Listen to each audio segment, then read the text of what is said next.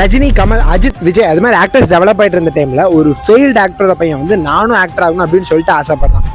ஒரு நாள் அவன் காலேஜ் ஃபைனல் இயர் படிச்சுட்டு இருக்கும்போது அவன் காலேஜில் எல்லாரும் முன்னாடி அவனுக்கு பெர்ஃபார்ம் பண்ணுற சான்ஸ் கிடைக்குது.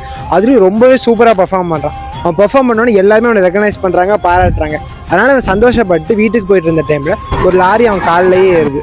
லாரி அவன் காலில் ஏறினோடனே அவன் காலில் அந்த எலும்பு எல்லாமே சுக்குநூற உடஞ்சி போயிடுச்சு. டாக்டர்ஸும் இனிமேல் அவனால் நடக்கவே முடியாது, இவன் காலை எடுத்துடலாம் அப்படின்னு சொல்லியிருக்காங்க.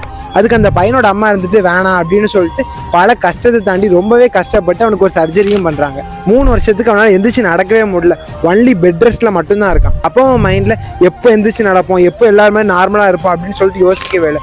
எப்படி ஒரு பெரிய ஆக்டர் ஆகணும் அப்படின்னு மட்டும்தான் யோசிச்சுக்கிட்டே இருந்தான். அப்புறம் 3 வருஷம் கழிச்சு படத்தில் நடிக்கிறதுக்கு வாய்ப்புலாம் கிடைக்குது. பட் யாருமே அவனை ரெகனைஸ் பண்ணவே இல்லை. தொடர்ந்து 10 வருஷத்துக்கு நடிச்சுக்கிட்டே இருக்கான். பட் யாருமே அவனை வந்து கண்டுக்கவே இல்லை. It was never easy for him. It is a tough time for him. After 10 years Sethu அப்படின்னு சொல்லிட்டு படம் ரிலீஸ் ஆகுது.